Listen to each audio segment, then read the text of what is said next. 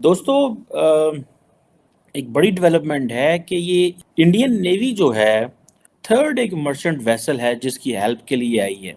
कहा जा रहा है कि इंडियन नेवी की एक आईएनएस विशाखापत्तनम इसका नाम है शायद, और उसने एक जिसे कहते हैं ना गाइडेड मिसाइल डिस्ट्रॉयर था, जो कि एक मर्चेंट वेसल जिसका नाम एमवी मर्लिन, उस पे हमला हुआ और उसकी जो डिस कॉल थी उस पर रिस्पॉन्ड किया और ये होथीज ने इसको हमला किया है। और इसके अंदर ये जो एमवी मर्लिन जिस मर्चेंट शिप का नाम है, तो इसके ऊपर जब हमला हुआ है तो सुनने में आ रहा है कि जो इंडियन नेवी है उसने specialised nuclear biological and chemical defence teams जो हैं उनको किया है। इंडिया ऐसे क्यों कर रहा है, ये सवाल बनता है। और इंडिया ने तकरीबन 10 से ज़्यादा शिप्स जो हैं वो डिफरेंट स्ट्रेटेजिक लोकेशंस में, इंडियन ओशन में, अरेबियन सी में, गल्फ ऑफ एडन में अपनी डिप्लॉय की हुई हैं। ये क्योंकि तीसरा वाक़या है इस महीने, और इस वाक़े के बाद इंडिया जो है वो आपको पता है हेल्प कर रहा है। तो इंडिया ये क्यों कर रहा है, सवाल ये पैदा होता है। क्वेश्चन एक सिंपल सा है, क्या इंडिया नेट सिक्योरिटी प्रोवाइडर बनने जा रहा है या बनना चाहता है, ये है सवाल। इंडिया बड़ा वेल पोजीशन्ड है इंडियन ओशन में, इसमें कोई शक नहीं है। ये इंडियन, बहुत सारे लोग तो इसको इंडियन ओशन मानने को तैयार ही नहीं हो, इंडिया ना कहो फलाना भाई, ठीक है। इंडो पैसिफिक के टर्म के खिलाफ हैं बहुत सारे, नहीं जी इंडियन इंडो पैसिफिक नहीं कहना है इसको। इंडिया जो अभी जैसे उन्होंने कर दिया है, it means they have the capacity. जो उन्होंने अपनी मिलिट्री, अपनी नेवी को डिप्लॉय किया है कि एक महीने के अंदर तीसरी वेसल को सपोर्ट करने जा रहे हैं, it means they have the capacity. India as a net security provider, India as a regional power, India की capacity in terms of humanitarian assistance, disaster relief, ये वो तो ठीक है ना जनाब, लेकिन fighting with other countries in the high seas को मजाक नहीं है भाई साहब। और मैं इसको देखता हूँ, अब पाकिस्तान जो है, अब पाकिस्तान ने नेवी किस लिए रखी हुई है? प्राइमरली हमारी नेवी कोई पायरेसी काउंटर करने के लिए हम इतनी लंबा चौड़ा नेवी को इस्तेमाल नहीं करते। बाकी हम जो है वो हमारा फोकस जारी बात है इंडिया पे होता है, और इंडिया को ही हम देख रहे होते हैं वो क्या कर रहे हैं। लेकिन नेट सिक्योरिटी प्रोवाइडर का मतलब होता है कि हमारे एम्बिशन ज़्यादा हैं।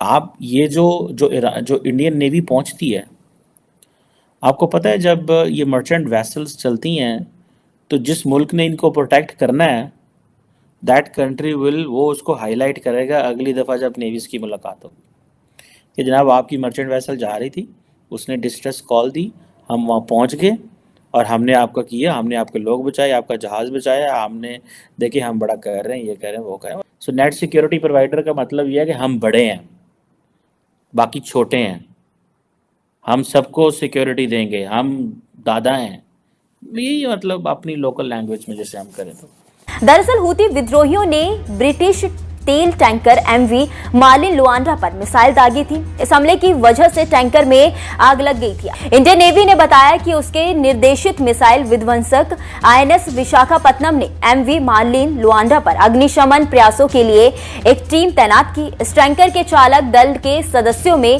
22 भारतीय और एक बांग्लादेशी थे। जहाज पर मिसाइल हमला कथित तौर पर ईरान समर्थित हूती आतंकियों द्वारा किया गया। इस जहाज का संचालन ब्रिटेन की कंपनी ओशियोनिक्स सर्विसेज द्वारा किया जा रहा था।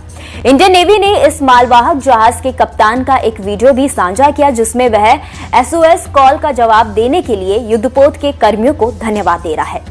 दरअसल मालवाहक जहाजों पर हमलों की हालिया घटनाओं के मद्देनजर इंडियन ने अरब सागर और अदन की खाड़ी में जंगी जहाज तैनात किए हैं। इस महीने की शुरुआत में भारतीय नौसेना ने 17 जनवरी की रात को अदन की खाड़ी में एमवी जैनको पिकार्डी पर ड्रोन हमले के बाद उसके संकटकालीन कॉल का जवाब दिया था।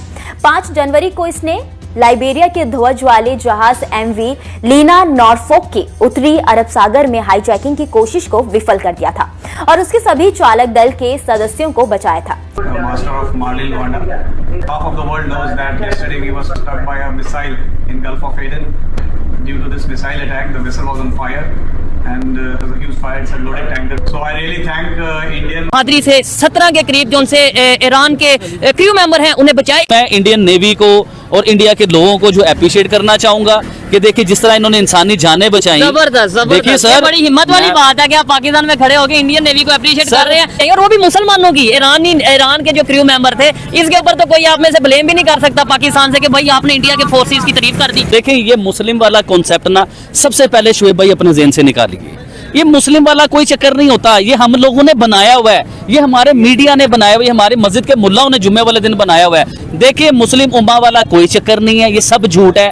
आप सऊदी अरेबिया को ले लीजिए, ठीक है, आप ईरान को ले लीजिए, आप यूएई को ले लीजिए, अभी अफगानिस्तान बांग्लादेश को ले लीजिए, अफगानिस्तान बांग्लादेश को भी ले लीजिए। अब ये सब मुस्लिम उम्मा है ना, हम इनके बीच में है। अब मुझे बताएं कि कितने मुल्कों के मैंने नाम लिए, हमारे पाकिस्तान के इन मुल्कों में किस किस मुसलमान के साथ रिलेशन बेहतर है, कौन से मुल्क के साथ बेहतर है? एक सेकंड सर, एक सेकंड, ठीक है। बांग्लादेश के साथ हमारा पंगा है, उसके बाद ईरान के साथ हमारा पंगा हो गया। मतलब ये है कि अभी सऊदी अरेबिया में देखें कि मदीना में इंडिया की एक खतून जो वजीर थी वो मदीना शरीफ गई, ठीक है। तो मकसद ये है कि सऊदी अरेबिया और ये जो सारे मुल्क है ना, इन्हें अब समझ आने लगी हुई है कि दुनिया है, दुनिया पूरी दुनिया है, उसे भी लेके चलना है हम लोगों ने। हम सिर्फ इस्लाम को लेके चलें, इस्लाम को लेके चलें तो फिर अपने घर जो के रह जाएंगे। नहीं, रियलिटी को देखें जहां मैं लेके जाना चाह रहा हूँ आपको। मुस्लिम उम्मा कहाँ गई? आप ईरान पाकिस्तान के ऊपर बम फेंक रहे हैं। खैर आबिद भाई, ये एक बड़ा मतलब हट के टॉपिक है। जो ईरान का इशू चल रहा है, पाकिस्तान के साथ इशू चल रहा है, दो मुस्लिम कंट्रीज हैं आपस में लड़ते नजर आ रहे हैं, और दूसरी साइड पे पाकिस्तान की मीडिया में ये बताया जा रहा है कि इंडिया सपोर्ट कर रहा है जी ईरान को पाकिस्तान के शोएब भाई, ये तो सरासर प्रोपेगेंडा। रियलिटी को सामने लेके आओ, क्यों डरते हो आप? ईरान को आप ये कहना चाह रहे हो या मीडिया ये कहना चाह रही है कि ईरान और इंडिया के रिलेशन इसलिए बेहतर हो रहे हैं कि ईरान ने पाकिस्तान पे अटैक कर दिया, ये मकसद है ना कहने का। मैं आपको बताता हूँ, अपनी गलतफहमियां पहले दिमाग में से निकालिए। ईरान से इंडिया उस टाइम में पेट्रोल ले रहा था कि जब पाकिस्तान का कोई कॉन्सेप्ट नहीं था, और पूरी दुनिया ने मना कर दिया था ईरान से पेट्रोल लेने के लिए। ने मना किया था जी सर, कि पूरी दुनिया से जब मना कर दिया गया कि ईरान से पेट्रोल नहीं लेना, इंडिया उस टाइम पे पेट्रोल ले रहा था। देखिए ना जिस तरह पोर्ट बनाया ईरान में, मैं सर वही बताने लगा हूँ। वो पोर्ट आपको पता है कि हमारे सीपैक के बिल्कुल ऑपोजिट है, सामने है पोर्ट। अच्छा, वो अब उसके अंदर ईरान भी है, अफगानिस्तान भी है, और काफी मुल्क हैं, और बड़ा ही आउटस्टैंडिंग किस्म का वो पोर्ट बन रहा है। अच्छा, वो क्यों बन रहा है? वो पाकिस्तान की वजह से बन रहा है। पाकिस्तान के साथ तो आज ईरान के मसले खराब हुए हैं ना, ठीक है। ये तो इंडिया के प्रोजेक्ट कई सालों से चल रहे हैं उनके साथ, तो ये फजूल की बातें। अरब सागर में एक बार भारतीय नौसेना ने समुद्री लुटेरों को मंसूबों को नाकाम कर 17 लोगों को बचा लिया। संदेश मिलते ही INS सुमित्रा तुरंत अगवा जहाज के पास पहुंचा और नौसेना के जहाज पर तैनात ध्रुव हेलीकॉप्टर्स ने ईरान के जहाज को घेर लिया। खुद को भारतीय नौसेना से घिरा देख समुद्री लुटेरों ने ईरान के जहाज को छोड़ दिया और वहां से भाग खड़े हुए। भारतीय नौसेना की बात करते हैं, जिसकी जाबाजी का एक और उदाहरण सामने आया है। भारतीय नौसेना ने 19 पाकिस्तानी नाविकों को बचाया है। एंटी पायरेसी ऑपरेशन में तैनात INS सुमित्रा को मदद के लिए कॉल आया। अरब सागर में समुद्री लुटेरों ने अगवा किया था। समुद्री लुटेरों के चंगुल से 19 पाकिस्तानी छुड़ाए गए हैं और बीते 24 घंटों में INS सुमित्रा ने 2 जहाजों का बचाव किया है, जिसमें से एक जो है उसमें पाकिस्तानी नाविकों को भी बचाया गया है। बहुत बड़ी बात है ये, क्योंकि जिस तरह से दोनों देशों के संबंध हम देखते हैं, वहां पर भारतीय नौसेना ने 19 पाकिस्तानी नाविकों को बचाया। किस तरह से इस ऑपरेशन को अंजाम दिया, क्या कुछ उस वक्त हुआ था जब हमला उस नाविकों पर हुआ था? ये दिखाता है कि भारतीय नौसेना का रीच जो है और पहुंच जो है कहां तक हो गया है। अरब सागर में और अदन की खाड़ी के इलाका में नौसेना के 10 से ज्यादा युद्धपूत जो है वहां डिस्ट्रॉयर जो है वहां तैनात है एंटी पायरेसी ऑपरेशन में।